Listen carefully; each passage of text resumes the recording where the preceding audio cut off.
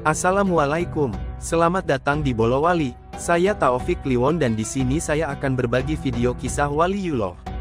Jangan lupa like, komen, dan subscribe ya. So stay tune. Terima kasih.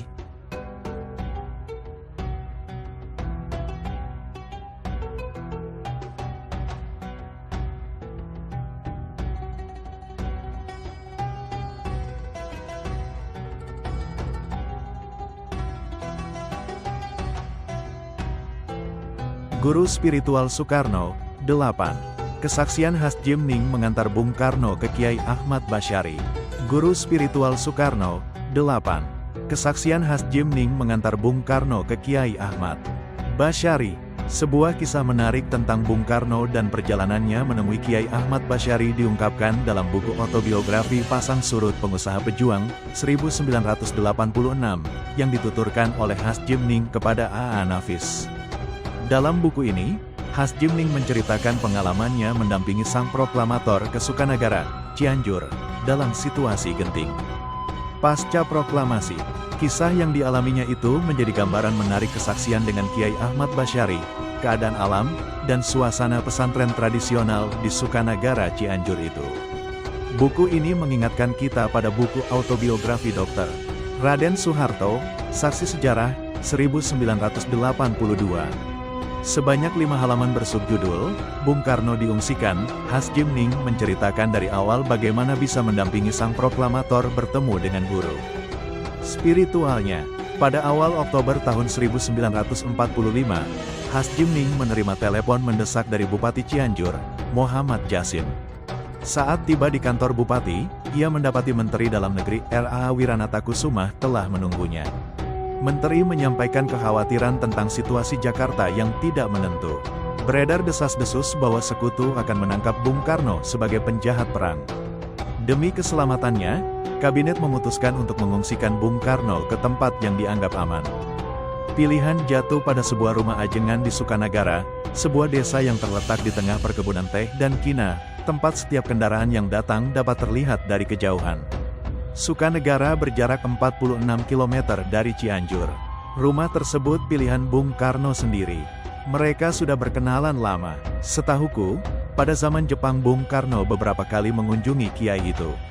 Siapa nama lengkapnya kiai itu, aku tidak tahu. Yang aku tahu, ia berasal dari Jawa Timur. Sejak zaman Belanda sudah mendirikan pesantren di Sukanagara. Pada saat itu masih ada beberapa puluh santrinya. Ungkap Has Jim Ning yang memaksudkan nama kiai itu tak lain ialah Ahmad Basyari. Has Jim Ning ditugaskan untuk memastikan keamanan Bung Karno selama di pengasingan.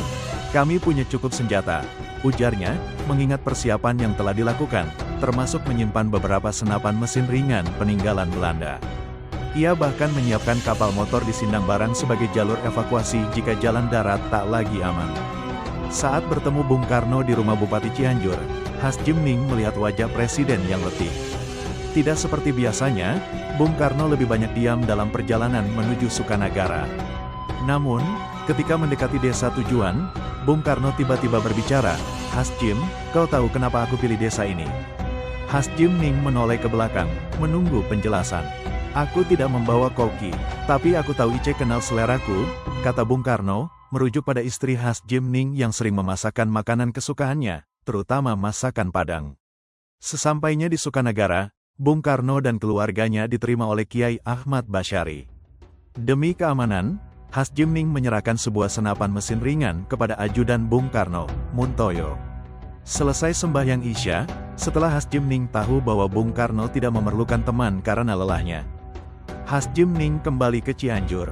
Sebuah senapan mesin ringan, watermantel bekas peninggalan Belanda dahulu, ia menyerahkan pada Muntoyo. Has Jim Ning ajarkan kepadanya bagaimana menggunakannya. Karena ia pikir, persenjataan polisi istimewa tidak memadai untuk menjaga keselamatan seorang presiden beserta keluarganya. Di bagian belakang rumah, agar tidak terlihat oleh orang lain, Has Jim Ning serahkan sejumlah uang kepada Kiai Ahmad Basyari untuk biaya keperluan Bung Karno dan rombongan selama mereka di sana. Akan tetapi kiai itu tidak mau menerimanya dengan mengatakan bahwa tamunya adalah tanggung jawabnya. Has Jim Ning tidak mempunyai kebiasaan untuk memasukkan ke saku setiap uang yang telah ia niatkan untuk memberikannya. Karena kiai itu menolak,